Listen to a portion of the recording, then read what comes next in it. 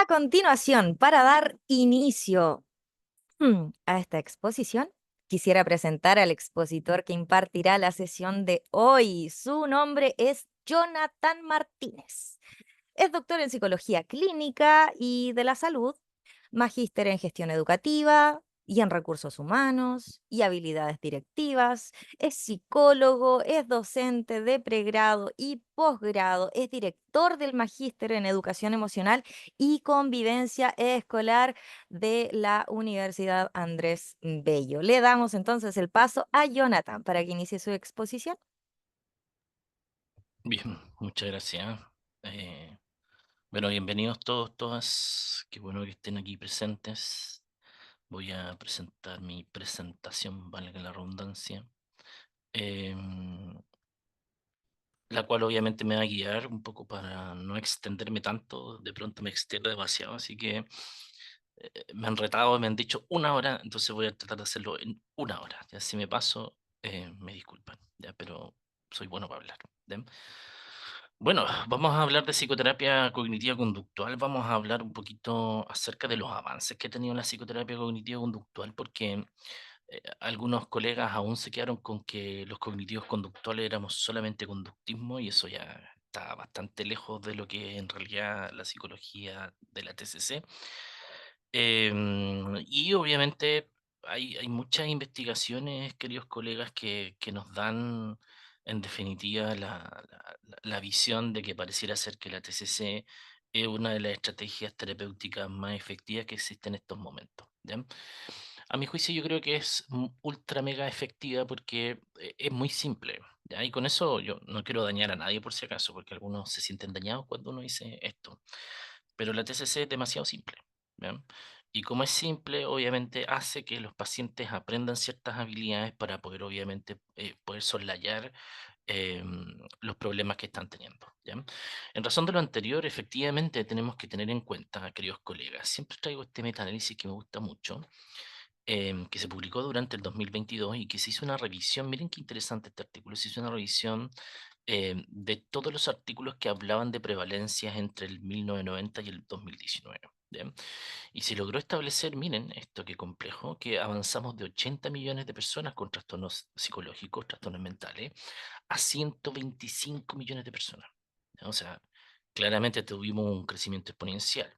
Y a nivel mundial, ojo, la prevalencia entonces de los problemas psicológicos pasó de 3,1% al 4,9%. ¿Ya?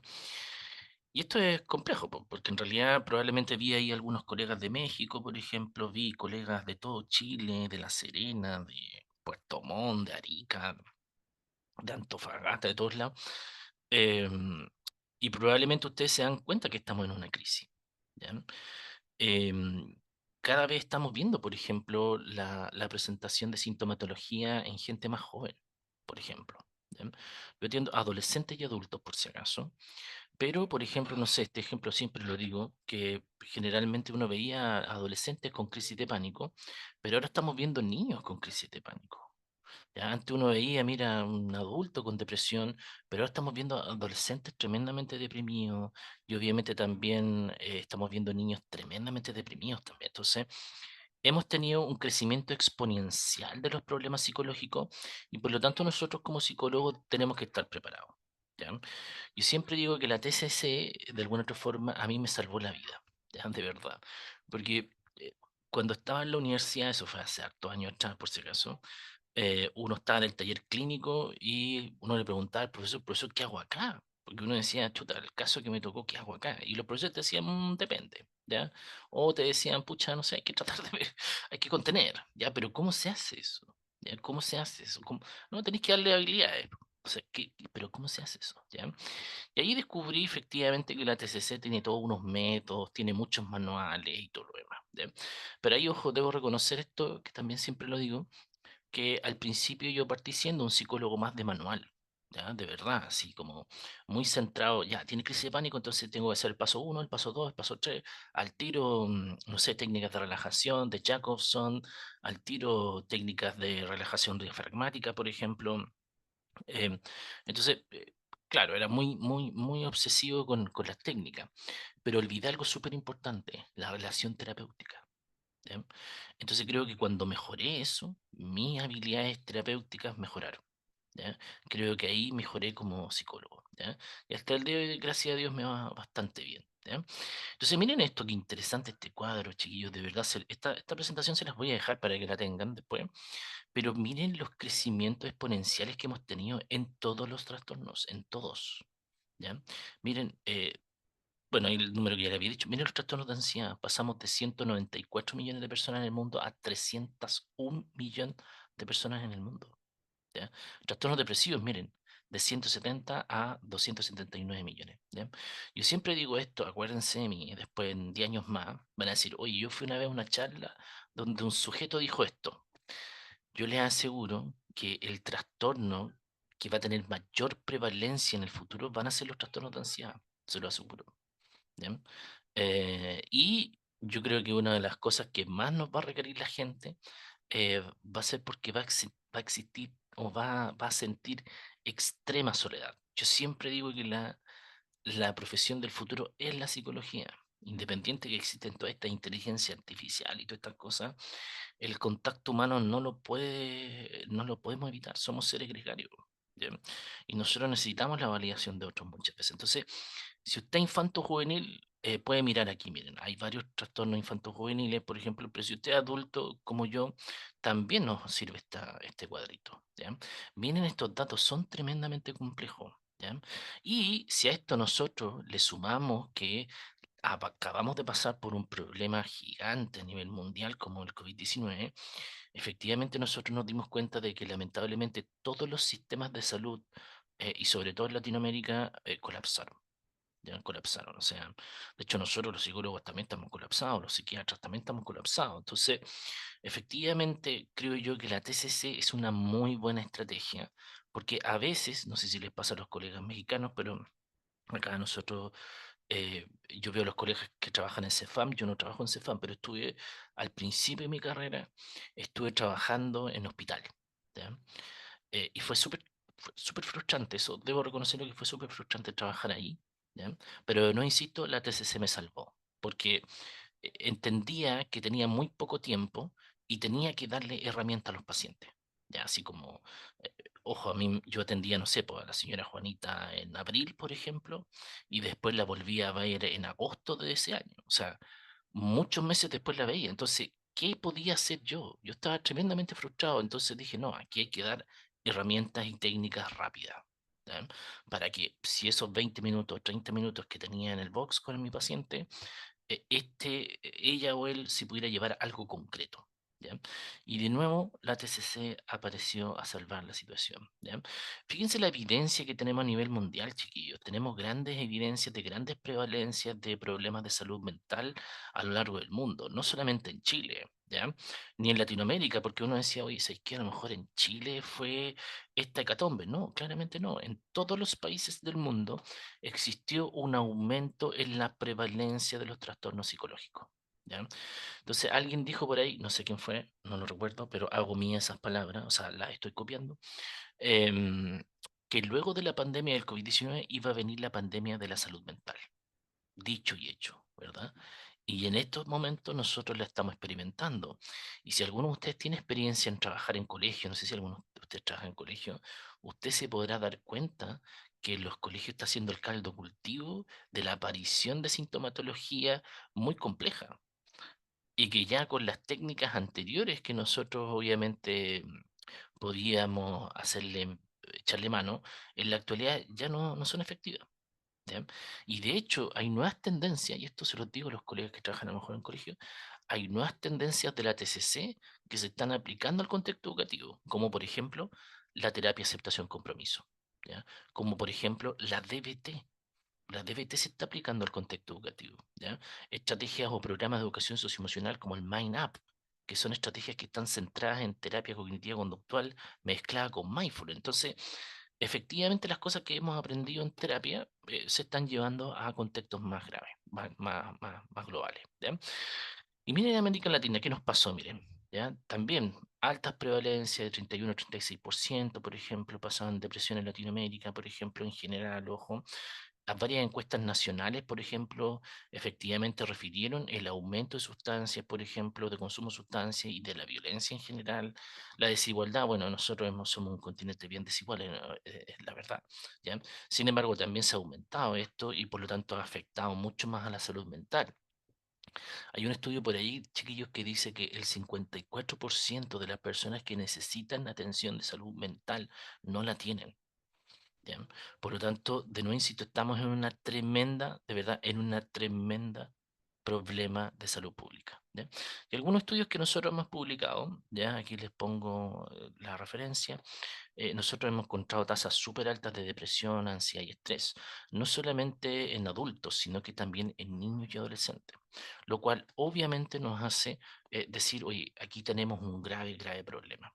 Los últimos indicadores de Chile antes de la pandemia son estos son los indicadores formales, por así decirlo, pero tal como les decía anteriormente, lamentablemente esto no es real. ¿Ya? Y nosotros sabemos que no es real, porque en estricto rigor estamos con un sobrecupo de pacientes increíble. O sea, eh, yo al menos no estoy recibiendo pacientes nuevos, porque de verdad no me da, no doy abasto. ¿Ya? Y por lo tanto, miren lo que encontrábamos en el 2020, ojo, 17% de depresión, 7% de ansiedad generalizada, 1,5% de trastornos bipolares, 11 o 12% de trastorno de alcohol, de consumo de alcohol y droga, esquizofrenia un 0,4%, que no es muy alto, pero miren estos datos que son a mí me interesan mucho los datos, disculpen, es que yo como soy, me creo más científico y hago harta investigación, estos datos me interesan, miren, es que estos datos me interesan porque antes no aparecían, por eso me interesan. ¿Ya? Antes era muy raro encontrar una prevalencia en Chile de estos dos trastornos. ¿Ya? Y ahora sí, pues estamos teniendo mucho trastorno bipolar en niños, en adolescentes, ojo, y trastorno de personalidad estamos llenos, ya llenos de TLP. ¿Ya?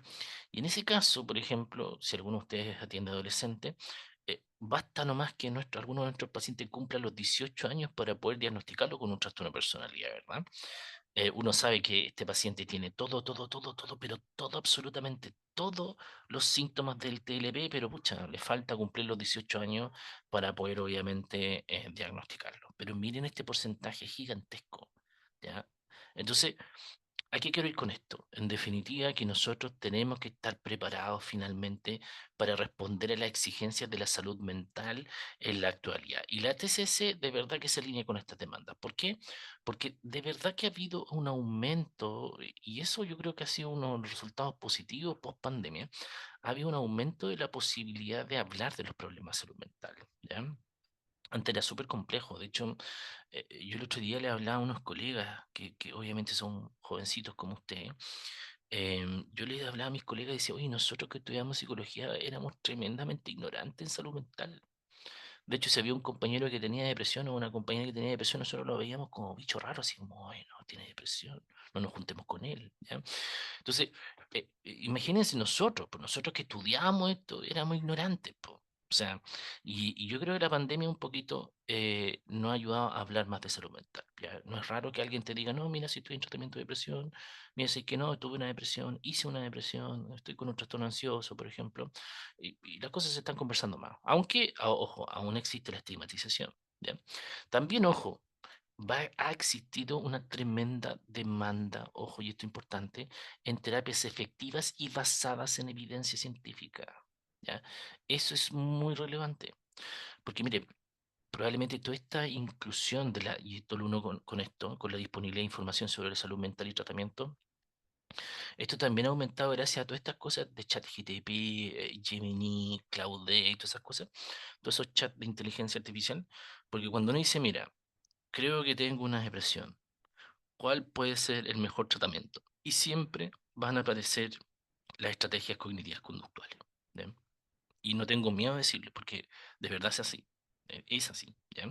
Entonces, claramente, las presiones económicas, por ejemplo, nosotros estamos esperando, obviamente, tener como herramientas rápidas para no gastar tanta plata. La terapia acá en Chile es bastante cara. ¿Ya? No sé, por ejemplo, para los colegas mexicanos, en promedio yo diría, no sé si estoy bien o qué creen ustedes, a lo mejor los colegas chilenos, en promedio acá en Chile debe ser como $35 más o menos, ¿verdad? como la sesión, $30, ¿ya? Y en Chile el sueldo mínimo son $500, ¿ya? Entonces, eh, créeme que es súper difícil acceder a esto y los sistemas públicos están colapsados. ¿Ya? Y de hecho los colegas de los sistemas públicos están colapsados, están todos con licencia psiquiátrica. Ya no todos, pero claramente hay un grave problema. Entonces, la gente está buscando terapias que tengan alguna evidencia científica. ¿Ya? Y por lo mismo entonces, la TCC cae como anillo al dedo, como decimos acá en Chile. ¿Ya? Porque en estricto rigor la TCC es una estrategia, es una terapia que tiene una corta duración. ¿Ya? Ojo, corta duración en relación a otra. ¿Ya? En promedio, un proceso de TCC debería durar 12 sesiones, más o menos, o sea, como 3 o 4 meses, más o menos. Em, Claramente hay casos que obviamente van a ser muy complejos, hay otros casos que son, que chuta, que son súper simples, o sea, con 8 sesiones ya estuvimos súper bien, ¿ya? Pero otros mucho más complejos, obviamente, ¿ya? Entonces, la terapia cognitivo-conductual ha tenido una evolución clínica importante, ¿ya? Partimos con Hans Hansen, por ejemplo, Wolfe, que aún, por ejemplo, yo sigo aplicando estrategias de Wolfe, por ejemplo, que son maravillosas y que ocupan, y que funcionan súper bien. Y obviamente las estrategias de Aaron Beck y de Albert Ellis, que también, a mi juicio, siguen siendo buenas estrategias, ¿ya? De hecho, la reestructuración cognitiva, la clásica reestructuración cognitiva, sigue funcionando muy bien, ¿ya? Y de hecho, hay un estudio por ahí que decía que se hizo un metaanálisis, una revisión de todas las estrategias que existían de terapia y la reestructuración cognitiva fue la que tuvo mayor aceptación por parte de los pacientes. ¿Ya?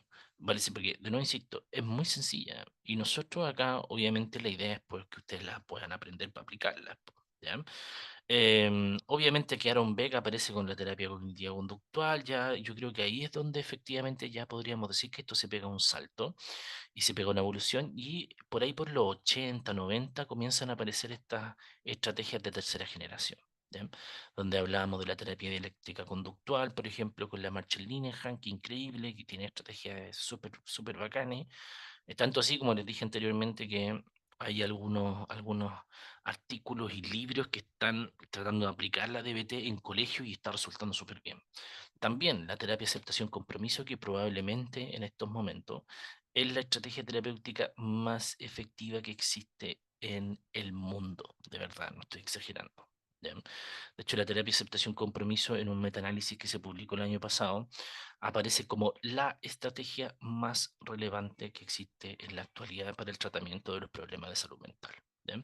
También la terapia centrada en la compasión, la terapia centrada, por ejemplo, en mindfulness, por ejemplo, y muy recientemente también se están incorporando la terapia metacognitiva de la TCC. Y hay otra que me gusta mucho, que nunca me gusta dejarla fuera, que es la terapia centrada en los esquemas. ¿Ya? La terapia centrada en los esquemas es un tipo de terapia derivada de todo el trabajo que hizo Beck, pero es un trabajo mucho más profundo. De verdad que es mucho más profundo y de hecho cuando uno trabaja, de hecho lo enseñamos esto en el diplomado, cuando uno trabaja con esto con los pacientes uno se da cuenta de la profundidad que tienen los esquemas que propone Jung. ¿Ya? Entonces es interesante. Y obviamente nosotros desde la TCC, antes de la pandemia, ya veníamos haciendo terapia online. ¿Ya? Em, en la actualidad, no sé cuántos de ustedes están online. ¿Algunos de ustedes están online o no? ¿Siguen? ¿Siguen? Em, sí, siguen online o no. Sí, sí, yo sigo online. Yo sigo online todavía.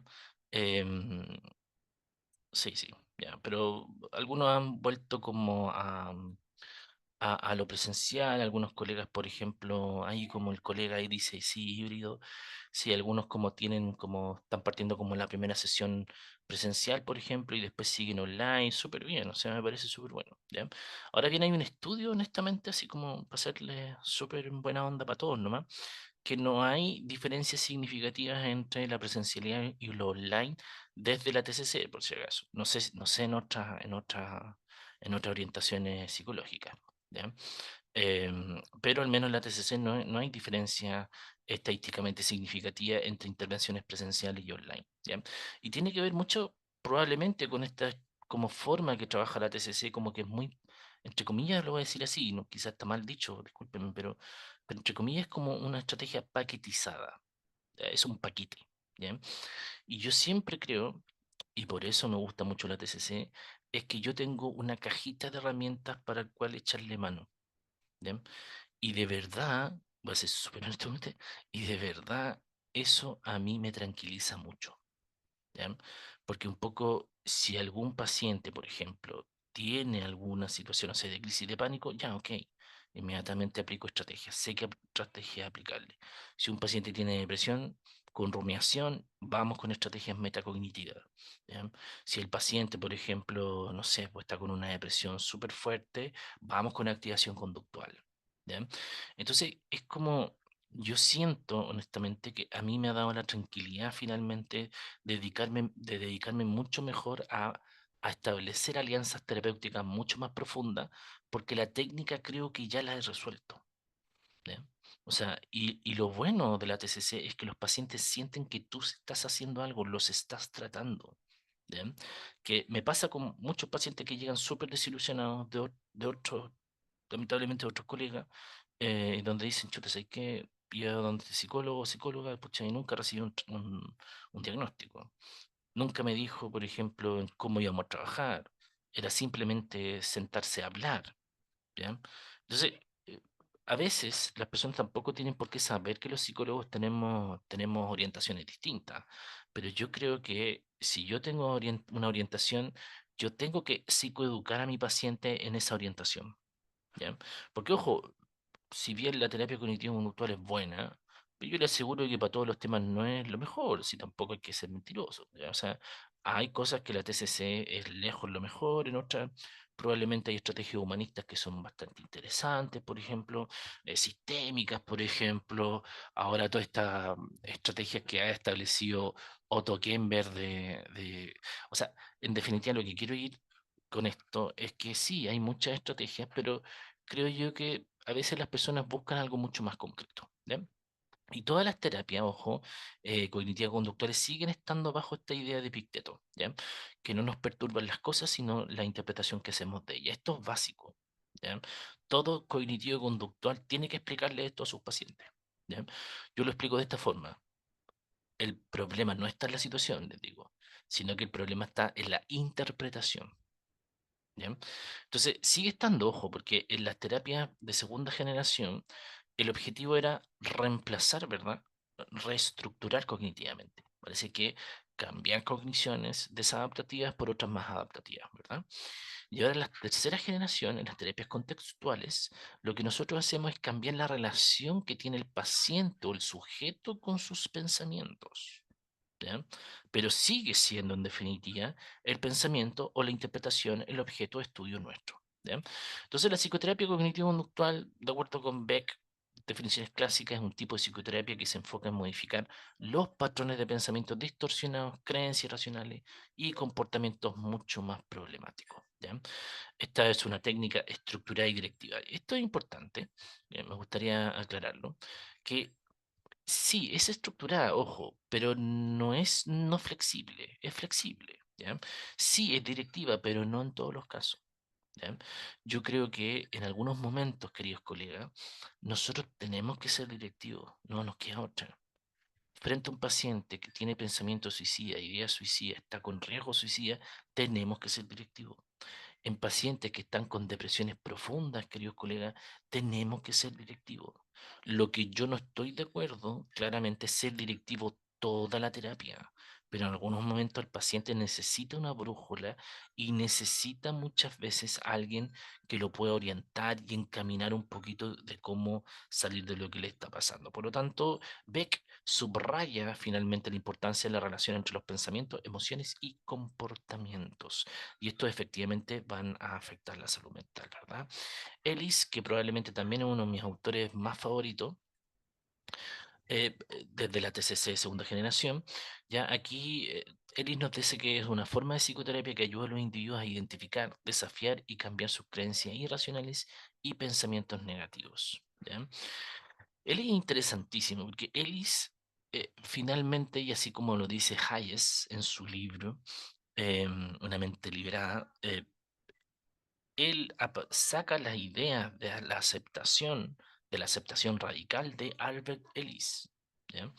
Ellis es el que propone en sus terapias la aceptación radical. ¿Ya? Ellis dice, mira, no hay nada de malo con ser ansioso, dice. ¿Ya? Entonces, claro, Hayes toma esa decisión, toma esas ideas de Albert Ellis y las complejiza para las terapias de tercera generación. ¿Ya? Y Judith Beck me interesa que esta chica dice que, bueno, es un proceso colaborativo. Eso es importante. ¿Ya? Nosotros esperamos que nuestro paciente sea un sujeto activo. ¿Ya? Y nosotros los terapeutas TCC confrontamos. ¿Ya? Si hay algo que no nos parece o hay algo que estamos viendo que el paciente, pucha, de verdad, em, nos está tratando de blufear, por así decirlo, nosotros confrontamos. ¿Ya? O sea, confrontamos amablemente por si acaso. ¿Bien? Por eso me gusta la TCC, porque mis sesiones son súper rápidas, ¿cachai? O sea, siempre son un desafío. ¿Ya? Y de hecho, no sé, por ejemplo, los pacientes que son súper desafiantes, no sé si les ha pasado a ustedes, queridos colegas, pero los pacientes que son súper desafiantes son los pacientes que tienen trastorno obsesivo compulsivo. No sé si le ha tocado. A mí me encantan los trastornos obsesivos compulsivos, de verdad. Los encuentro geniales. Porque cuando uno empieza con el debate o tratar de hablar o de modificar esas creencias irracionales que de pronto tienen, ellos ya lo han pensado.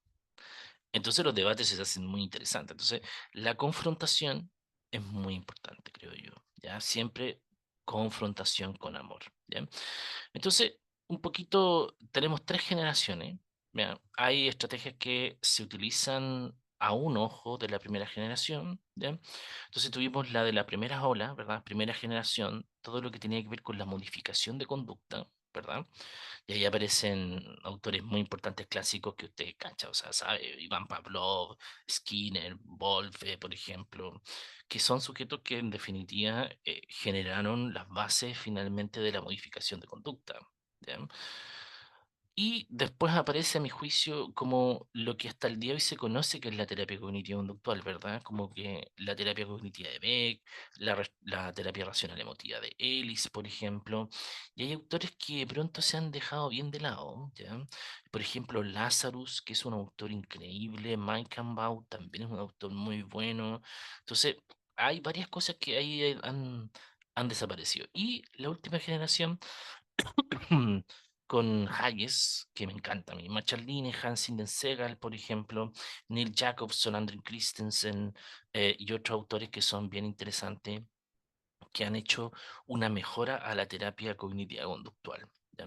O sea, eh, hemos sacado lo mejor de la primera generación, lo mejor de la segunda generación, y ahora estamos con lo mejor de la tercera generación. ¿Ya?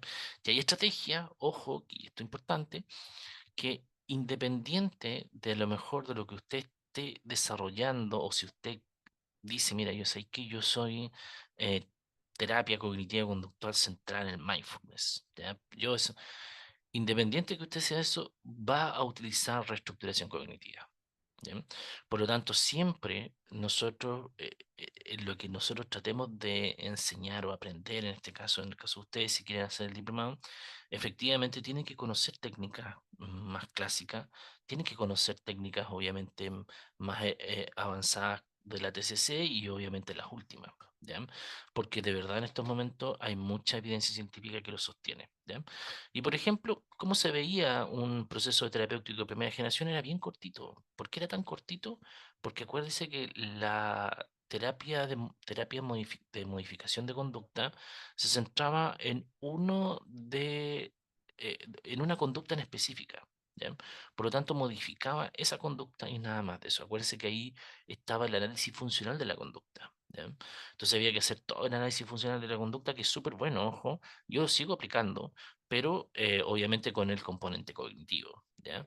La segunda generación empezó a ser un poquito más larga, pero un poquito más efectiva que la anterior, ¿ya? De hecho, aquí caemos dentro del promedio de 12, 11 sesiones más o menos, dependiendo obviamente de lo que tenga el paciente, ¿ya? Tenemos todos estos pasos, también vienen cómo reestructuración cognitiva acapara varias sesiones y que de nuevo, insisto, sigue siendo muy efectiva. Y la última generación, que probablemente también tiene 12, 15 sesiones, a mi juicio, yo creo que está siendo mucho más efectiva. Yo cuando hacía terapia cognitiva conductual, nomás cuando tenía en mi conocimiento estrategia hasta Ellis y Beck, yo siempre decía, chiquillo, algo falta en esta cuestión, ¿ya?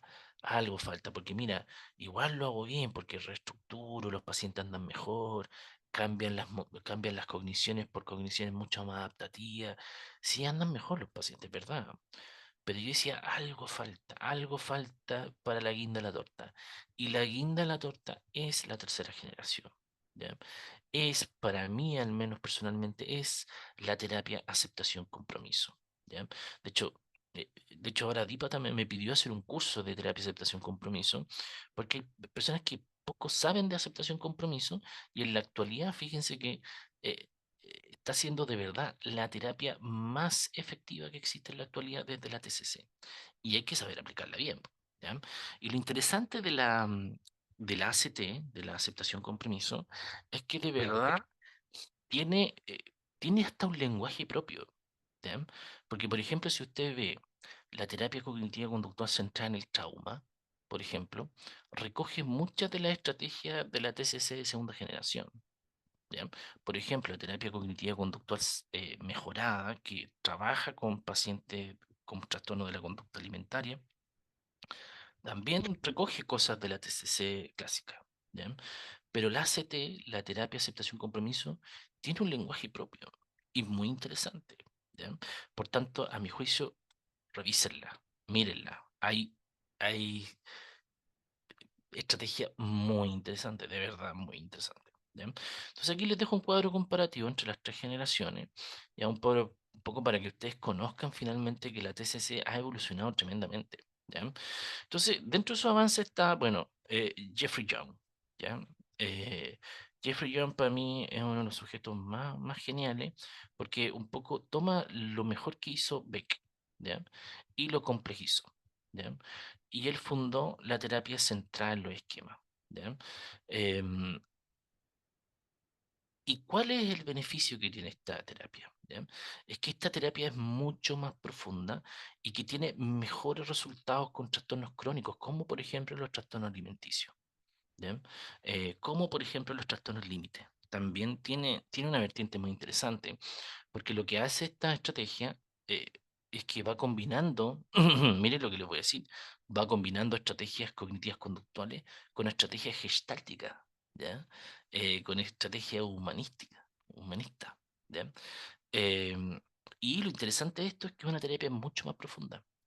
Y de hecho, Jeffrey Young lo que hace finalmente es establecer estos esquemas más adaptativos, ¿ya?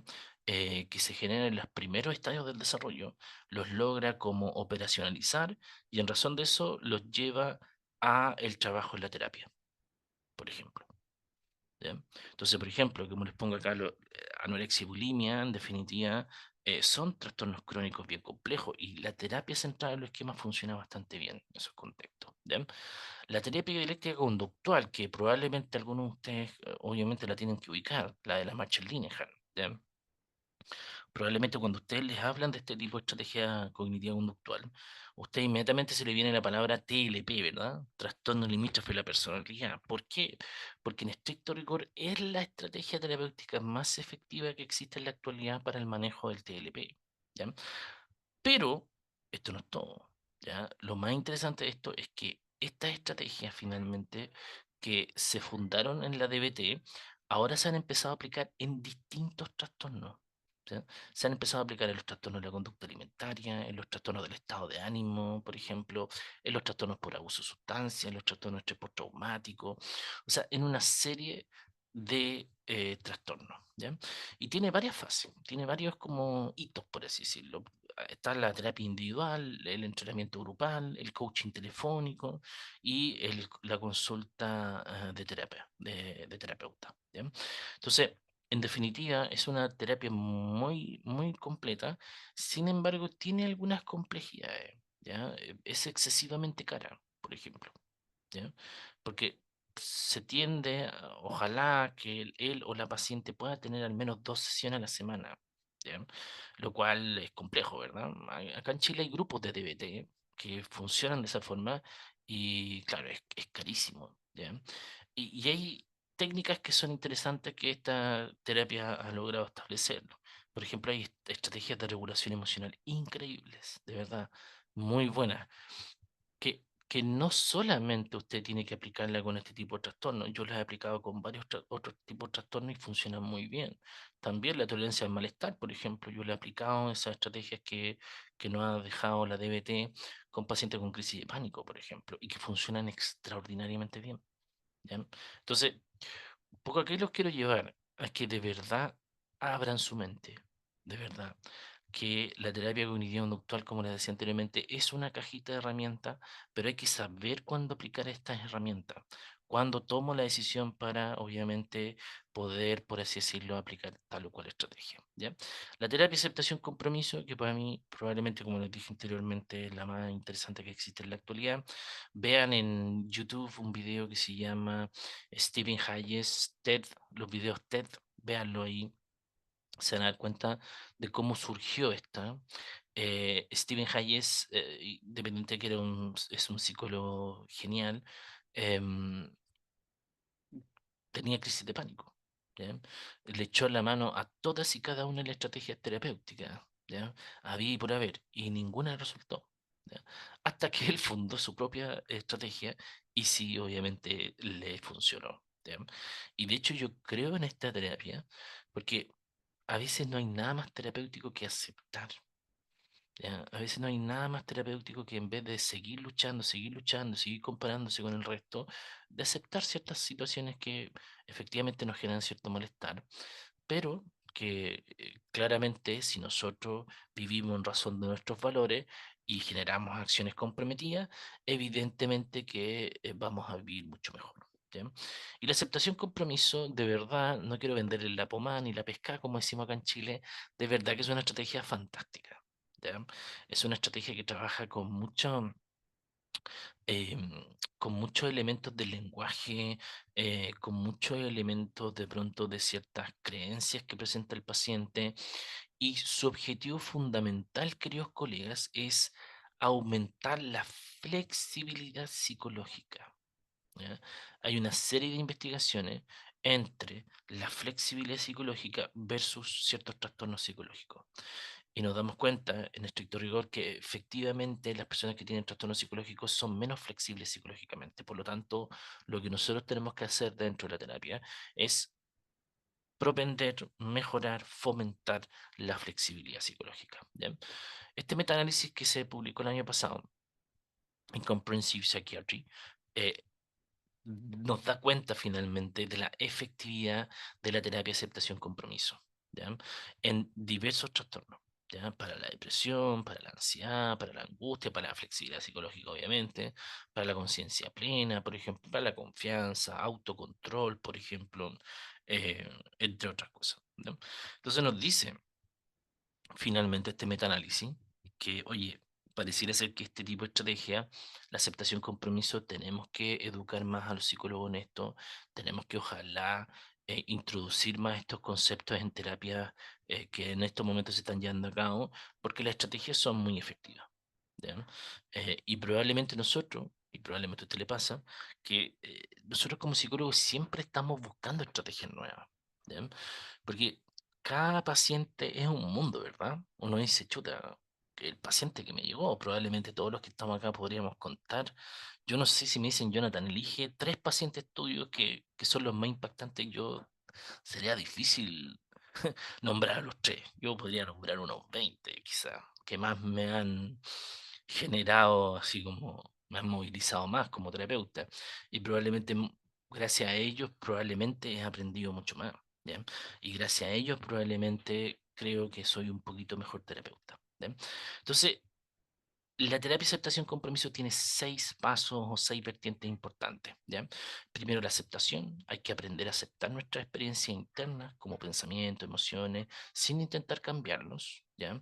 El desapego, la difusión cognitiva, que son las técnicas para reducir la identificación con los pensamientos y los sentimientos. Ojo, yo no soy mis pensamientos, ¿ya? Yo no soy mis sentimientos, ¿ya? Por lo tanto, cuando me desapego de eso, me desapego de esas creencias, claramente empiezo a ser un poquito más feliz, ¿ya? También ocupa mucho mindfulness, yo también lo aplico mucho ahora en terapia. El yo como contexto, comprender que yo soy un observador constante de mi experiencia, ¿ya? Distinto de nuevo a los pensamientos y emociones, ¿ya? Esta estrategia es muy interesante, yo la aplico bastante con mis pacientes. Las estrategias, por ejemplo, de valores personales, en donde uno ayuda al paciente a clarificar cuáles son sus verdaderos valores que lo movilizan. Y en razón de eso, hacemos acciones para que él se comprometa con estos valores. ¿Bien? De hecho, es interesantísimo esto porque es algo que yo creo fielmente y lo creía antes de la aceptación compromiso, que yo creo que las personas muchas veces tienen problemas psicológicos porque están en una incoherencia con algo. ¿Ya? De hecho, fíjense en las crisis de pánico. Hay una incoherencia, ¿cachai? O sea, de hecho, yo encuentro que no hay paciente con crisis de pánico que llegue, por ejemplo, y diga, no, muchos pacientes con crisis de pánico me dicen, no, no sé por qué me vino esta crisis de pánico. Y uno al ver todo lo que le ha pasado, uno dice, menos mal que tiene una crisis de pánico, si a ti lo que te tuvo que haber dado una ACV o un infarto, ¿cachai? Porque en realidad estáis lleno de cosas, estáis lleno de cuestiones, estáis lleno de situaciones complejas y tú eres el único que no se da cuenta de eso. Entonces, la coherencia, a mi juicio, es fundamental en la vida. Ya, en definitiva, es actuar en conformidad entre aquello que yo creo, siento y hago. ¿Ya? Porque no tengo que estar teniendo caretas, ¿cachai? Simplemente lo hago. ¿Ya? Y la terapia cognitiva basada en mindfulness, que me parece interesantísima también. John Kabat-Zinn, increíble, psicólogo también. Aquí se centran harto en mindfulness, en la meditación, pero ojo, también aplicación de reestructuración cognitiva. ¿Ya? Pero acompañado con mucho mindfulness. ¿Ya? El mindfulness es una estrategia interesante, aplíquelo, por favor, aplíquelo a su vida y aplíquelo con sus pacientes. Y no cometa el error que cometí yo. Si yo al principio decía, no, esta cuestión de mindfulness me achanta esta cuestión, ¿ya? Es una estafa para los colegas mexicanos y decía, bueno, esta cuestión de mindfulness es una estafa hasta que empecé a ver que habían demasiados artículos que se estaban publicando con mindfulness y que tenían evidencia científica. Y dije, chuta, entonces no creo que yo esté correcto, po. O sea, no creo que yo sea el ser humano más bacán del universo para decir, oye, esto no sirve, porque creo que es chanta y no probarlo. Entonces lo empecé a probar, ¿ya? Y lo empecé a probar y me resultó. Y como me resultó, me ha traído paz, calma, de verdad que lo sigo aplicando y de verdad que se lo enseño a mis pacientes porque de verdad es una herramienta muy, muy sencilla, ¿ya? De hecho, hay un artículo por ahí muy, muy, muy bonito que dice que se hizo una intervención en un colegio complejo, con estrategias de mindfulness, ¿ya? A los profesores todos los días, durante 3 meses, se les hizo estrategias de mindfulness antes de comenzar su jornada laboral. Y los resultados de eso fue increíble. ¿Ya? O sea, mejoró el rendimiento, mejoró la salud mental de los, de los profesores, mejoró obviamente el clima laboral e inclusive impactó en el rendimiento de los alumnos.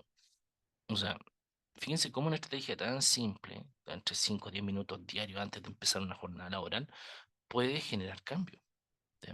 El tema es que, claro, un poquito pareciera ser que como que el talón de Aquiles del ser humano es como las habilidades, ¿verdad? Es como el practicar estas cosas, porque a veces de verdad estas son habilidades, entonces hay que enseñarlas y hay que aprenderlas y hay que seguir desarrollándolas. ¿Ya?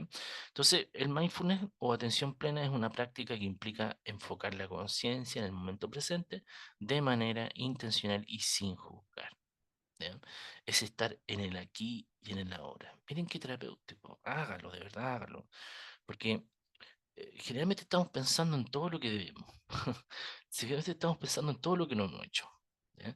Generalmente estamos preocupados, estamos angustiados, estamos culposos por las cosas que no resultaron. ¿Ya? Y el mindfulness es una estrategia increíble. De hecho, yo siempre aplico mindfulness, estrategia de relajación y respiración con mis pacientes. Y fíjense que el año pasado, el 2023, apareció en la revista Nature un artículo muy interesante que refería que las estrategias de relajación y respiración generaban un reseteo neuronal. Miren lo que estoy diciendo. ¿Qué significa esto? Que este tipo de estrategias ayudaban a que las personas volvieran a su centro, ¿ya? Volvieran, salieran de su estrés y volvieran a comenzar de nuevo, ¿ya? Hay mucha evidencia científica, queridos colegas, demasiada. Ya les pongo aquí dos artículos, pero por ejemplo con niños con déficit atencional, con adultos mayores, con pacientes con diabetes, ¿cachai? O sea, hay millones de artículos que dan la evidencia importante al mindfulness, ¿ya? Entonces, ¿qué debemos prestar atención a esto? Bueno, en la meditación y la atención plena, practicar regularmente la meditación, ¿ya? Para aumentar la conciencia y la aceptación del momento presente, el body scan, ¿verdad? La exploración corporal, el ejercicio, por ejemplo, para aumentar la conciencia corporal y reducir la tensión, el mindfulness breathing, ya que son técnicas de respiración para anclar la atención en el presente, el mindfulness movement, ¿ya? Que implica la incorporación de movimientos suaves y conscientes para conectar el cuerpo y la mente como todas esas estrategias y técnicas clásicas que nosotros ocupamos los cognitivos conductuales, por ejemplo, de enraizamiento, ¿verdad? Y la aceptación radical, o sea, fomentar la aceptación total de la experiencia sin juicio ni resistencia. Por otro lado, otra estrategia bien interesante es la terapia cognitiva centrada en la compasión, que es una estrategia que obviamente fue desarrollada por Paul Gilbert, ¿ya? Por ahí por la década de 2000, y tiene mucho sentido, honestamente. ¿Ya? Porque fíjense, y yo siempre le doy esta tarea a mis pacientes, ¿ya? Siempre le digo a mis pacientes, mira, anota cómo te estás tratando, anota cómo te dices o qué te dices cuando te equivocas en la semana. Y por ejemplo, clásica situación, oh, pucha que soy tonto, hoy no sirvo para nada. Oye, pero cómo tan nerd, cómo tan... Hay otra palabra más fea acá en Chile, pero claro, las personas tendemos a tratarnos mal. Y más aún cuando una persona tiene un problema psicológico, porque se trata más mal aún porque empieza con ciertas rumiaciones, por ejemplo, no sé, no sirvo para nada, no soy normal, mi vida no vale sentido, entre otras cosas. ¿Ya? Entonces, es importante entender de que la terapia cognitiva centrada en la compasión tiene muchas vertientes distintas. Por ejemplo, se ve como influenciada por la psicología evolutiva, ¿verdad? Es donde se hablaban de todos estos sistemas reguladores de la afectividad, ¿verdad? En donde claramente Gilbert refería de que los humanos tienen estos tres sistemas, ¿ya? El sistema de amenaza y protección, el sistema de búsqueda de recursos de motivación y el sistema de calma y satisfacción. ¿Ya? Interesante esto, ¿verdad? Y asimismo se combinan estrategias interesantes como la teoría de la mente, las neurociencias de la compasión y las tradiciones contemplativas orientales. ¿Ya? Entonces, ¿en qué debemos prestar atención en esto? Es que nosotros debemos desarrollar, por ejemplo, la compasión hacia uno mismo. ¿Ya? En estricto rigor, en términos súper simples, tratarse mejor. ¿Ya? Es ayudar al paciente finalmente que pueda cambiar esas formas de tratarse tan mal por otras mucho más compasivas. ¿Ya? Y ojo, y no solamente, y esto es importante, no solamente con consigo mismo, sino que también con lo otro. ¿Ya? Entonces hay varias técnicas, muchas técnicas. ¿Ya? Por ejemplo, el desarrollo de la compasión hacia uno mismo. Por ejemplo, hay estrategias de autocompasión, por ejemplo, en donde uno puede fomentar una actitud, por ejemplo, de cuidado y amabilidad hacia uno mismo, ¿verdad? En momentos donde uno está sufriendo o ha fracasado. ¿Ya? El mindfulness también es una estrategia fundamental para trabajar acá. También la imaginación compasiva, también estrategias de visualización de una figura compasiva que te ofrece apoyo y comprensión. Esas estrategias son muy lindas. ¿Ya? También el Compassionate Mind Training, ¿ya? Aquí el entrenamiento de una mente compasiva. Entonces, en definitiva, empezar como a tratarnos mucho mejor a través de prácticas de respiración, a través de meditación, de visualización. La reestructuración cognitiva, ojo, que también se aplica en esto, clásicamente la de Beck y Ellis. Escritos compasivos y el mindfulness compasión, ¿ya? Entonces, esta estrategia, ¿ya? Son muy interesantes, honestamente, y no es, y aquí que los invito a que usted, si hay una estrategia, hay una técnica que a usted le hace sentido, aplíquela. si finalmente usted necesita aplicarla porque usted quiere que sus pacientes estén mucho mejor. ¿Ya? Y la terapia metacognitiva, que para mí es una terapia muy interesante, honestamente, que se centra en el trabajo de la rumiación, ¿verdad? Se centra en estos patrones de pronto de pensamiento acerca de ciertos pensamientos que tenemos los seres humanos. Por lo tanto, lo que hacemos en la terapia metacognitiva es trabajar en estrategias de atención y conciencia, por ejemplo. Trabajamos mucho en creencias metacognitivas, en donde lo que hacemos finalmente es que ayudamos al paciente finalmente a que pueda identificar en definitiva estas rumiaciones, estos patrones de pensamiento, y en razón de eso el paciente obviamente pueda andar mucho mejor. ¿Ya? Eh, y las estrategias metacognitivas tienen ciertas como formas, en este caso, por ejemplo, de la depresión. Aquí hay un disparador, siempre hay un evento, un estímulo que va a disparar y después eso va a generar, eh, por así decirlo, estrategias de selección o creencias metacognitivas positivas, ¿ya? Sobre, por ejemplo, la utilidad de ciertos estilos de pensamiento como la rumiación. Por ejemplo, no sé, me fue mal en matemáticas, por ejemplo, en la prueba de matemática, ok, tengo que preocuparme entonces. Bien. El tema es que esa preocupación no es positiva, porque comienza con la rumiación, comienza con estos pensamientos repetitivos y prolongados sobre temas negativos. ¿Ya? ¿Cómo me fue mal en matemáticas? No sirvo para matemáticas, ¿cachai? O sea, en definitiva, eh, lo que hacemos es que más que centrarnos en una creencia, nos centramos en definitiva en lo que se piensa acerca de esa creencia. ¿Ya? Y en la depresión es una estrategia muy interesante, porque de verdad lo que hace la terapia metacognitiva es que trabaja mucho con la rumiación. De hecho, los pacientes, probablemente usted ha atendido, pacientes depresivos, presentan estas clásicas creencias que Beck y Ellis nos decían hoy.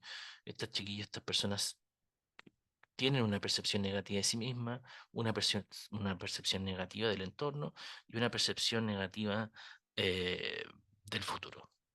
¿Ya? Y sobre eso, finalmente, el paciente obviamente que genera estas rumiaciones, ¿ya? Bien, me demoré exactamente 50 minutos, así que quedo atento a las preguntas, las dudas, inquietudes, observaciones.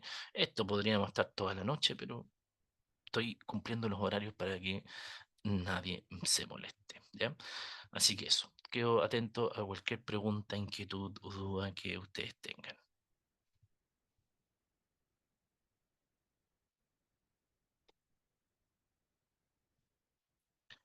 Yo no escucho, no sé si es que soy yo el que no escucho, ¿no?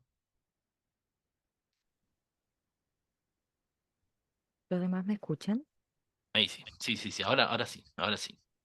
Sí, le decía que hay mensajes muy positivos, muy bonitos en el chat de personas que ya lo conocían, también muchos otros que encuentran muy enriquecedora esta instancia y ya comenzamos con las preguntas. Vamos Gracias. con Muy amables los Inti. chiquillos, siempre recibo mucho amor aquí de Adipa, me encanta. Ah, Cintia. Cintia Jorquera estaba primero. Vamos con Cintia entonces. Oye, si ¿Se escucha? la Cintia hace rato tenía la mano levantada, desde que partí hablando tenía la mano levantada, así que no podemos no darle el pase a la Cintia. No, yo soy fan de Adipa, fan de Adipa. Me encanta, me encanta, me encanta. Bueno, te comento, estimado, soy psicóloga hace 11 años, psicóloga clínica infanto-juvenil. Ujú, Eh, También trabajo con la terapia cognitiva conductual y me encantó lo que tú hablaste. Estuve tomando nota acá de todo lo que tú hablaste, porque tengo muchos pacientes también que al tener este tipo de trastornos se genera un malestar a nivel de soledad. ujú, Entonces, por eso también trabajo con una metodología sistémica. ¿Qué quiere ujú, decir? Que no solamente se trabaja con el paciente, sino también involucrar dentro de la terapia ujú. a la familia, porque es importante la familia. Tú hablaste de la soledad. Totalmente de acuerdo. hablaste de la soledad. Mm, Entonces, me ha hecho muy buenos resultados con mis pacientes. De hecho, tengo un niño autista. mm, Yo trabajo con niños TEA también. Y él se sentía muy solo. Y lo otro que te quería comentar era que es muy importante para que los colegas que me están escuchando en este momento, que lo que tú mencionaste, es el acompañamiento. No solamente sirve que un paciente vaya a la sesión una semana o cada 2 semanas, mm, sino también acompañarlos. A qué me refiero con acompañarlos? Yo tengo dos números. Doy un número para urgencias psicológicas. ¿Por qué te lo menciono? Tengo un colega hace 5 años que él no tenía esta metodología y tenía un paciente de 17 años con depresión. Este paciente el viernes estaba con una crisis de depresión aquí en Coquimbo y quiso contactar a mi colega y mi colega no le contestó, le dijo no porque es viernes, yo no trabajo, no trabajo y no me vas a creer que el niño se tiró de la pasarela de Coquimbo. mm, pucha. Sí, pues, mira, Entonces, realmente la situación. ahí entendí que el acompañamiento es súper importante, el acompañamiento, porque el Sí, paciente se puede sentir muy solo. sí, Cintia, yo creo que da ahí en el clavo en varias cosas. Mira, yo, hay varias cosas que, por ejemplo, de lo que tú dices que yo rescato. La primera, claro que, y así lo trabajo yo, por favor, no quiero que me malentiendan cómo lo trabajo yo, quizás son formas distintas nomás de trabajar. No, Pero, sí, por ejemplo, totalmente. cuando un paciente, por ejemplo, está muy deprimido o tiene ideación suicida o riesgo suicida, yo trabajo en un plan de urgencia. ¿Ya? Yo también, Y ese yo plan de también. urgencia, finalmente, yo le pido que lo construyamos. Si es, yo siempre hago esto, o sea, la persona es mayor de 18 años o menor de 18 años. Esa es como para tomar decisión, porque Claro, si es menor de 18 años, incluyo hay la un consentimiento familia firmado. en esta realización del plan de urgencia. Eh, Exacto, Porque un poco lo que yo quiero hacer es que todos estemos de acuerdo finalmente en qué vamos a hacer cuando, no sé, por ejemplo, no sé, yo lo trabajo de esta forma, con el chico o la chica. Le digo, mira, ok, vamos a hacer un plan de urgencia porque es súper importante que tú estés bien siempre. ¿Ya? Y puede ser que en algunos momentos yo no voy a estar disponible, ¿ya? O porque, pucha, a lo mejor, o tú vas a estar en otra ciudad o qué sé yo. ¿Ya? Entonces les digo, exacto. mira, es importante que veamos qué va a pasar, qué vamos a hacer, y ahí incluyanse ustedes en el equipo, qué vamos a hacer cuando, por ejemplo, aparezcan esos pensamientos feos. Entonces el adolescente va o el adulto te dice, ya, mira, cuando aparezcan estos pensamientos feos, lo que voy a hacer es que voy a ver mi serie favorita. Perfecto, primer paso. ¿Y Te qué puedo hacer una pasa? acotación? ¿Y qué pasa si eso no resulta? Sí, dale, dale, Te por puedo favor. hacer, te puedo hacer una acotación de lo que yo hago, de lo que yo hago en mi terapia. Yo les pido a los pacientes al principio, bueno, les doy una psicoeducación, como tú dijiste, me presento, obviamente, y les digo inmediatamente que me hagan un registro de emociones y conductas. ¿Qué es lo que está pasando por la mente y qué es lo que está pasando por las emociones, por el Mm, corazón? Y que todas las noches registren eso. Y la mm, próxima sesión lo vemos. Eso es muy importante también para también llevar un registro de cómo está psicológicamente y emocionalmente el paciente. sí. Sí, es que ahí hay un tema que yo he sido profesor de psicopato, psiquiatría hace hartos años también. Entonces hay un tema que yo nunca dejo de mencionarlo y se lo digo de verdad a todos los colegas. Cuando un paciente llega por depresión o ideación suicida o pensamiento suicida, usted jamás en ninguna sesión dejen de preguntarle cómo están sus estados de ánimo. Jamás. Porque muchas Sino que veces, expresarlo, que lamentablemente, expresarlo. uno, uno de pronto se pasa a ser una persona muy importante para el paciente y a veces el paciente no te quiere desilusionar. Entonces hay que preguntarle siempre al paciente cómo ha estado su estado de ánimo en la semana, ¿ya?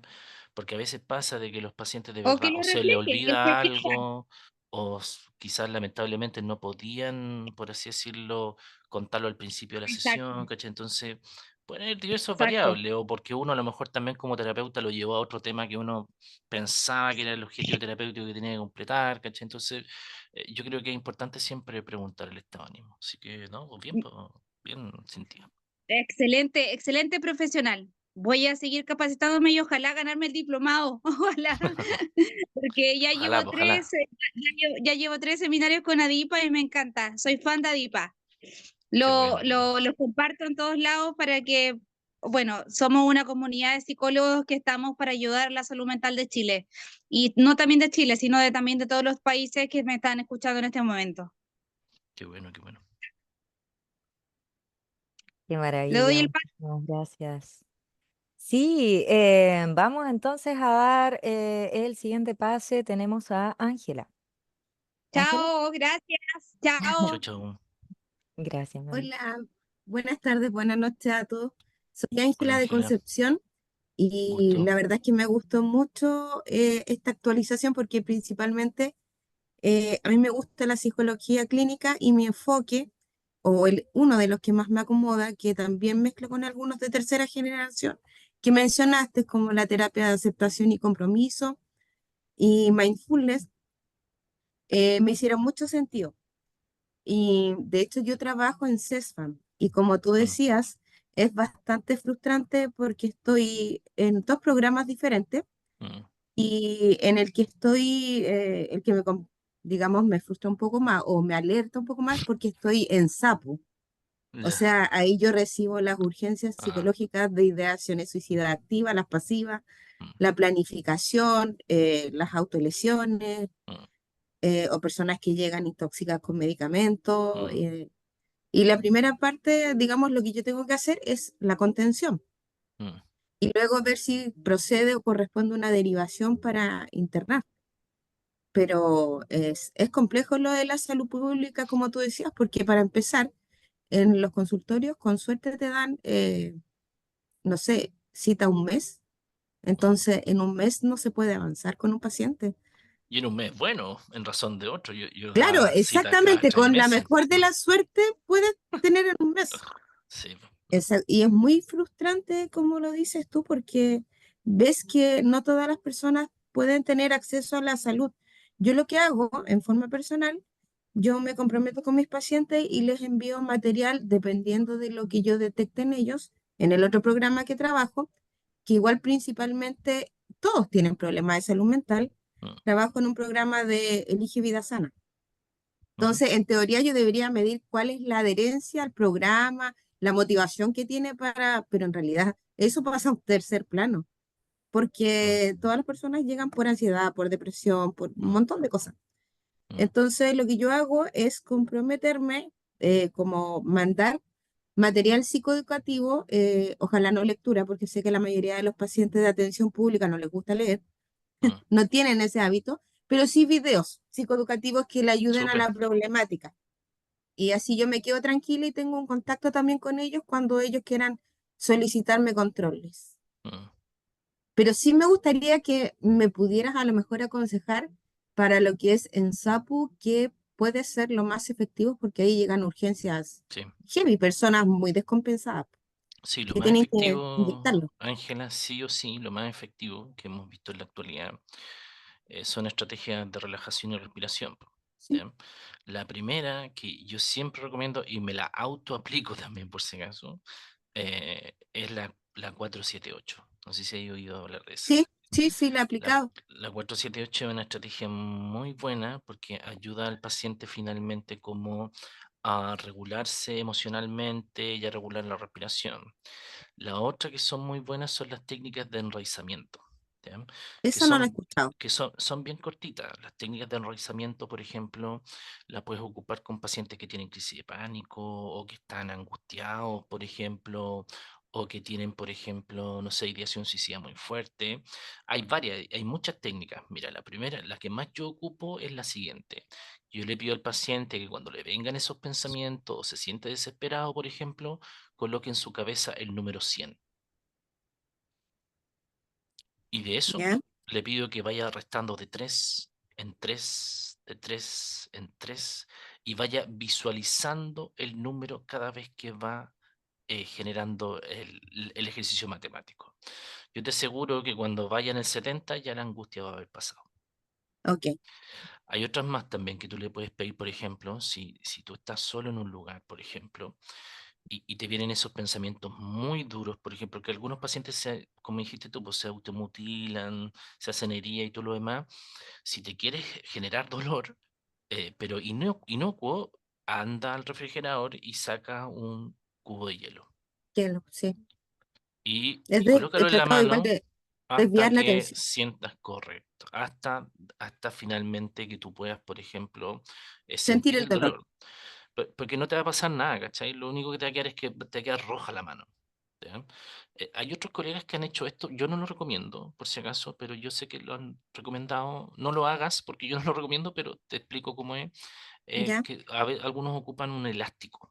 Entonces, cada vez como que les viene mucha angustia, se pegan un pequeño elástico. A mí no me gusta, yo no la ocupo, por si acaso. Pero Ok. esas técnicas ayudan em, a que el paciente se calme y vuelva a tener contacto con la actualidad, ¿cachai? Hay otras más, por ejemplo, que tú le puedes decir al paciente que, no sé, si está en un lugar, que se centre en un objeto y ese objeto comience a describirlo en su cabeza. ¿Para qué sirve? ¿Qué puedo hacer con este objeto? ¿Cachai? ¿Cuál más? Bueno, otra más que me gusta harto, este me gusta mucho, en crisis de pánico también. Lo que yo le pido a los pacientes es que se acuesten en el suelo, ¿ya? Y pongan su mano una en su pecho y la otra en su guatita y acostado en el suelo empiecen a sentir cada parte de su cuerpo, que se empiecen a sentir cómo su cuerpo está como acostado, ¿cachai? Empiece como a sentir cómo están mis pies, o sea, que vaya desde abajo hacia arriba. Sí, es Hay como un otras escáner. técnicas también, El- sí, hay otras el técnicas escáner. también que a mí me gusta harto, que es la técnica de Jacobson, no sé si la caché esa, Sí, es muy larga, sí. pero sí, es que ahí voy. Yo hago Es muy larga. una pseudo que a mí me ha ayudado mucho, no la he leído en ¿Ya? ningún lado, es algo que hago yo. ¿Ya? Yo le ¿Ya? digo al paciente que simplemente haga esto, mira, que cuando esté muy angustiado, inspire rápido y con los puños como si fuera a matar a alguien. Siempre digo, como si fuera a golpear a alguien, como si fuera a pegar a alguien y después suelta. Solamente con los puños. Solamente con los puños. Nada más que eso, porque es muy larga. Yo estoy de acuerdo contigo. De Sí. hecho, de hecho en el diplomado yo la enseño completa, pero después les digo, mira, yo hago esta. Porque es demasiado largo. Al principio, de verdad que yo comencé en clínica haciendo Jacobson, pero yo sentía que perdía una sesión. O sea, con respeto lo digo, no, Sí. no es perder una sesión, Sí. porque pero yo sentía que, pucha, mucho rato en esto, y a veces lo que me pasaba, no sé si te pasaba a ti, es que de pronto, no sé, pues uno le decía, mira, ahora contrae la pantorrilla, y el paciente decía, ¿cuál es la pantorrilla? ¿Cachai? Entonces, No, pasa otra cosa peor, que esa técnica es terrible para las personas que tienen ansiedad. sí, Es horrible, lo pasan pésimo, no yo, alcanzan a llegar al minuto 5. yo te recomiendo esa, más fuerte. A mí me ha resultado mejor con los hombres, ¿cachai? Los hombres les gusta más la Jacobson corta, así como, ¿cachai? Sí, 10 secuencias de eso y vamos a estar bien. ya, También hay otra, la 4-4-4 también, que también son estrategias bien, bien interesantes. Pero ahí hay ok. algunas ideas. Gracias. Quiero el diplomado. Muchísimas gracias, Ángela, por tu intervención. Ha estado súper, súper enriquecedora esta instancia y vamos con la última. Aquí nos dicen la estrategia del hielo es muy, muy útil. Ojo con el tema de la respiración, yo tengo también mi versión, la de Jacobson también. Me pongo a contar en idiomas porque como yo estudié traducción. Entonces, en 5 idiomas del 1 al 8, porque por ansiedad de repente del 1 al 4, no sé, pero deben haber algunos ansiosos por ahí que en una de esas dicen respirar contando del 1 al 4. Cuento muy rápido, no me alcanzo a relajar. Bueno, sí, Linda Navarrete nos dice muchísimas gracias por las estrategias, definitivamente. Ceci, qué boni, gracias, mi amor. Ya, vamos entonces con Miguel Duarte, porque Miguel ya había solicitado antes. Hola, buenas noches a todos. Un gusto estar Hola. Buenas. en este panel. Bueno, yo hablo desde el lado educacional, que también tengo que lidiar mucho con el lado Mm, psicológico de los estudiantes. Y últimamente me he dado cuenta de que el peso de todos los trastornos que se van desarrollando en las aulas pareciera ser que los padres eh, recaen el peso sobre uno, sobre los proyectos que tienen cada Sí. colegio, y cada Mm, vez es peor para uno. mm, eh, es peor para uno porque ¿cómo podemos dar un tratamiento efectivo? ¿Cómo podemos dar un diagnóstico efectivo a los estudiantes, comprometiendo a las familias que muchas veces no están comprometidos con la salud mental de sus propios hijos? Y también lo que me llama mucho la atención con mis alumnos más adultos es que en la mayoría de los casos, cuando tienen problemas o tienen algún tipo de trastorno mental o algún tipo de cuadro depresivo, es que son diagnosticados erróneamente, y lo primero que hacen es darles fármacos que para mí lo encuentro súper aberrante de alguna forma u otra.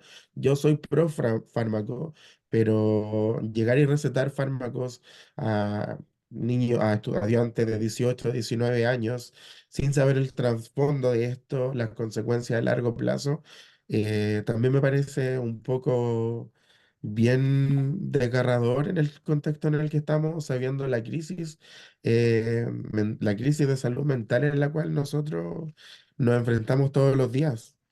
Eh, También estaba tomando notas, que pareciera ser que el profesorado hoy en día es el que más sufre también respecto a las enfermedades mentales, y el colegio, los colegios, a pesar de hacernos workshop, hacernos trabajos, hacernos esto, hacernos esto otro, nunca piensa en nosotros, nunca piensa en cómo nos sentimos, cómo estamos. Muchos de mis mm, colegas están con cuadros de depresión severa. eh, entonces, habla de un error sistemático que aún no está solucionado, y que no solamente lo estamos viendo en el área de la salud, sino que también en el área educacional, que es donde yo creo que parte desde ahí, y es una cadena que va desencadenando hacia un futuro al llegar, hasta el llegar a la salud mental de los centros asistenciales, programas de salud y todo lo demás. Eh, Creo que el compromiso con la familia falta mucho. Como educadores, se nos debe mucho también, así como también a ustedes como psicólogos y encargados de la salud. Recae un peso enorme en el cual muchas veces nadie está para sostenernos a nosotros. Y más encima, cuando uno quiere tratarse, quiere estar eh, con las facultades mentales claras para poder educar, porque para poder educar se necesita tener las facultades mentales claras. También nos encontramos con el sistema de que no podemos tirar licencia porque las licencias son cuestionables. Entonces, siento que estamos muy al debe. La educación está pasando por una crisis tremenda desde la pandemia. Nos hemos dado cuenta de eso. Y los adolescentes hoy en día cada vez más están sufriendo lo mismo, también por diversos factores en los cuales ellos están expuestos: redes sociales, suena cliché, media, poca tolerancia a la frustración, y todo eso lo llevan a la sala de clase, y al final el peso se lo lleva aquí a los profesores. Yo por eso hablo desde el lado educacional, que también conecta mucho con el lado de la psicología. Por eso me interesa bastante mm. todo esto del seminario. Sí, uy, pucha, Miguel, es como para una charla aparte, todo, como para un doctorado. Pero mira, hay varias cosas ahí, absolutamente de acuerdo. No hay nada que yo te podría decir, mira, sé que no estoy de acuerdo. O sea, de hecho, nosotros hicimos un estudio ahora que el 46% de los profesores está con agotamiento emocional. ¿Ya? El agotamiento emocional es como la vertiente más clínica del burnout. ¿Ya? De hecho, nosotros como equipo creamos una escala de agotamiento emocional, porque el agotamiento emocional se correlaciona con muchas patologías mentales como la ideación suicida, el riesgo suicida, la depresión, entre otros. Entonces, eh, mira, no es porque estemos acá y tú hayas dicho eso, pero yo siempre en todas las charlas que digo que siempre estamos dejando de lado a los profes, que todas las intervenciones se están centrando en el alumno, pero si nosotros no tenemos profes con una buena calidad de vida o con una buena salud mental, claramente eso impacta a muchas generaciones y muy distintos alumnos a lo largo de la vida. Entonces, yo creo que muchas de las iniciativas que se han realizado desde el gobierno, desde el Estado, efectivamente han dejado de lado la salud mental escolar. ¿Ya? Fíjate que en otros países, no voy a decir en cuál, pero sí en los países más desarrollados, eh, la inversión en salud mental es alrededor del 15%. En Chile es el 2,1%. ¿Ya?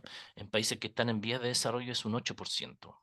¿Ya? Como, Entonces como un estamos dato, lejos finalmente estamos, del... estamos muy lejos. Mira, como un dato, yo hice una pasantía, tuve la oportunidad de hacer una pasantía en Austria y la calidad de la calidad docente, el trato docente, era extremadamente meticuloso. Siempre nos decían allá en Austria, antes de ser educadores, ustedes son personas.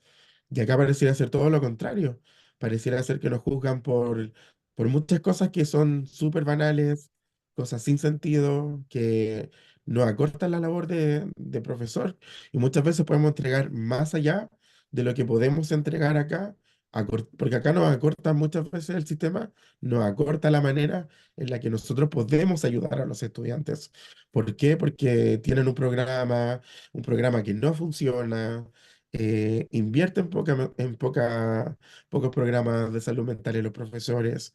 Yo te digo, yo soy súper joven, tengo 29 años y ya siento que no quiero seguir más con la pedagogía. Y es súper cuático porque yo entré estudiando por vocación, no entré estudiando porque no me alcanzó el puntaje. Perfectamente podría haber estudiado una carrera que me solventara económicamente mi vida, pero es súper triste que el Ministerio de Educación también, ligándolo a los temas de salud mental que estamos hablando, todos los días promuelgue cosas, artículos, promueve nuevas circulares y el peso que se lo lleva uno, se lo lleva el profesor. Entonces, el problema sistemático es súper, súper denso porque parte desde la educación hasta más adelante, cuando ya son adultos que no se pueden enfrentar a un futuro laboral porque no tienen las capacidades, no tienen los desarrollos de habilidades para poder desarrollarse ellos mismos y ahí es donde cae la depresión, la ansiedad y todo eso. Mm. Sí, sí, un poco, a ver, yo creo que es un reseteo que nos tenemos que hacer como sociedad, esa es la verdad. ¿Ya? O sea, de hecho, nosotros ahora estamos publicando un artículo en donde la salud mental de niños y adolescentes está terrible, de verdad, una cuestión, pero que yo digo, esto no puede ser. Y yo cuando le he mandado estos artículos a personas importantes, no obtengo respuesta. De hecho, ni siquiera un acuso recibo y lo vamos a revisar, ¿cachai? Estos artículos no Nada, están no. publicados en algún journal. Sí, están publicados en journal distintos y tú los puedes buscar por mi nombre y ahí van a aparecer los artículos. Em, eh, entonces llama harto la atención. Yo creo que tenemos que resetearnos. Yo creo que en estos momentos la salud mental de los niños y adolescentes y de los chilenos en general está pésima. Em, y a mi juicio estamos siendo adultos súper negligentes porque en realidad no estamos haciendo nada por esto. De verdad Mm. que yo encuentro que si hay otros países que tienen finalmente programas que son exitosos, ¿por qué no copiarlos, sino inventar la rueda? ¿Cachai? A veces la gente dice, no, pues que aquí no se puede hacer. Oye, hay países que tienen menos dinero que nosotros y que tienen mejor salud mental que nosotros. Entonces, poco, a ver, siempre las experiencias más efectivas, al menos en Estados Unidos, se habla de salud mental escolar, así se habla, tal cual. Entonces hay tres tipos de estrategias. La primera gran tipo de estrategia son las estrategias de prevención. ¿Ya? O sea, que son para todo el mundo, ojo, no solamente para los alumnos, para los profesores, para los directivos y todo lo demás. Y ahí están todas las estrategias de educación socioemocional, ¿cachai? Eh, todo ese tipo de estrategias, o sea, estrategias de taller de prevención de bullying, ¿cachai? Talleres de resiliencia y todo eso, está todo en eso. ¿Ya? El segundo estadio, que acá en Chile no existe, es trabajar con poblaciones de riesgo. ¿Ya? Por eso, en estricto rigor, si tú te das cuenta, hay muchos artículos que hablan de factores de riesgo. Entonces, qué es lo que se propende en esa actividad? Entonces, no es discriminar a la gente, sino que es, si yo tengo un adolescente, por ejemplo, de 12 años, en un estudio que nosotros publicamos recientemente, un niño de 12 años, ¿cachai? Que está en el celular, puede generar una depresión. Entonces, yo ya sé los factores de riesgo. Entonces, no es que esté, no quiero discriminar, sino que son personas que están en riesgo, por lo tanto, tengo que intervenir en esto. Y en tercer nivel, y eso ya lo tienen así resuelto en Estados Unidos, y en tercer nivel están los niños y niñas que tienen problemas psicológicos, los cuales no se segregan, sino que los cuales se aceptan y que se colocan finalmente los recursos necesarios para tal efecto. Y no solamente, no insisto, para los niños y niñas, sino que también para los profesores. Sí. También hay seguimiento al respecto. Entonces, yo creo que estamos años luz si yo fuera presidente, pero no voy a ser. Obviamente yo invertiría en educación y más que en educación, en prevención. De hecho, hay una cosa que se llama, em, ¿cómo se llama esto? Eh, Se me fue el concepto, pero en definitiva es conocer acerca de salud mental. Si las personas conocen más acerca de salud mental, van a tener mejor salud mental. y Es es así una de simple. inversión necesaria. Es una inversión necesaria, como se invierte en diferentes áreas del conocimiento, lectura, es necesario la inversión en la salud mental. Así es. Bueno, tengamos esperanzas. No, ojalá no perderlas. Muchísimas gracias. Muchas gracias, Miguel, por tu De nada. intervención. Y un queridísimo expositor, vi por ahí una pregunta en el chat que decía, si soy psicólogo clínico, ¿puedo trabajar la DBT en colegio? Sí, sí, hay. Esto es como lo último, ojo, es lo último que está como de moda, por así decirlo. Pero son como las últimas estrategias que se están, en Estados Unidos están aplicando mucho DBT y mucha aceptación compromiso. DBT porque las estrategias de DBT tienen muchas estrategias como de control de impulso, que en estos momentos probablemente ustedes saben que eso es fundamental, o sea, no podemos hacer una clase con un niño desregularizado emocionalmente, entonces la DBT se está aplicando en el contexto educativo, pero no como terapia, ojo, quiero aclararlo, quiero dejarlo súper en claro, sino como estrategias de DBT en la sala de clase, por si acaso. ¿Ya? No es hacer terapia, sino que hay algunas estrategias súper básicas, súper, así como las que les dije recién, de enraizamiento que le conté a la colega Ángela, que cualquier persona las puede aplicar. O sea, si yo te digo, mira, hagamos un ejercicio de respiración, no tengo que ser psicólogo para hacer eso. Mira, sígueme la respiración y te ayudo a controlarte emocionalmente. Entonces, pero eso sí, sí, y hay estrategias de aceptación y compromiso que también se están aplicando y que están siendo así, pero el boom en Estados Unidos, que, pucha, nosotros siempre por un tema de idioma miramos siempre más a los españoles, pero los españoles miran a los gringos, entonces nosotros miremos a los gringos primero, si los gringos llevan más años que nosotros adelante, po, ¿eh? Pero bueno, eso. Muchas gracias. Y no sé si les gustaría hacerles algunos comentarios con respecto al diplomado que se nos viene a nuestro Bueno, grado. sí, bueno, el diplomado que nosotros vamos a dar de TCC en adulto, lo que nosotros hicimos fue dividirlo por patología, por cierto. Ya, eso es importante que lo sepan. ¿Ya?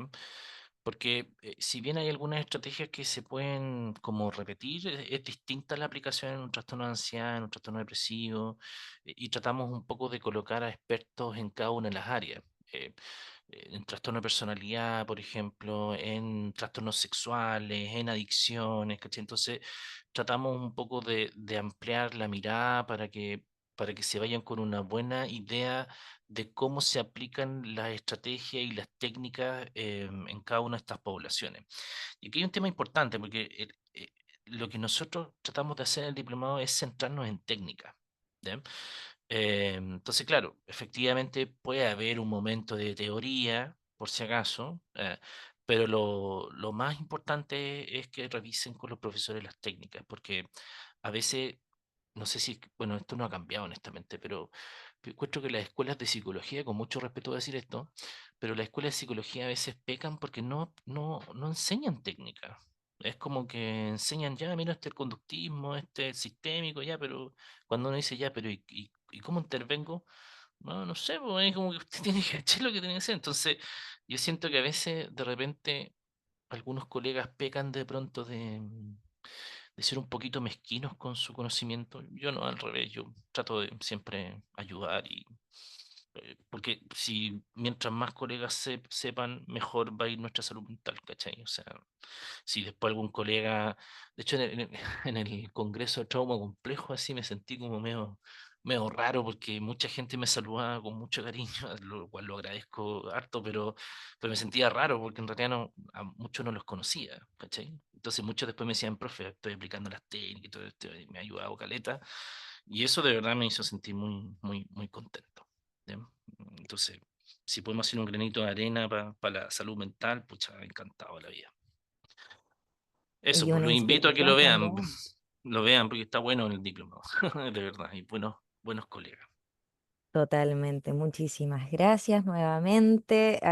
Ahí me quedé leyendo un par de comentarios de estudiantes que están ahí formándose para ser los siguientes en la primera línea, ¿cierto? Ahí dándolo todo por esa vocación bonita que nos tiene aquí.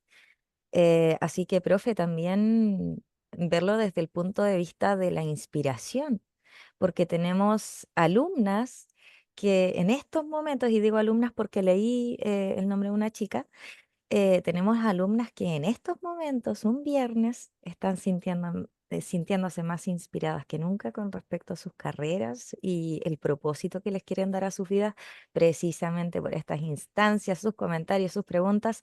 Así que muchísimas gracias. Súper. Oye, que gane el más mejor, po, ¿vale? Muchísimo. Que les vaya muy Sí, bien. Un muchísimas abrazo. gracias. Buenas noches. Ok, vamos a dejar de grabar.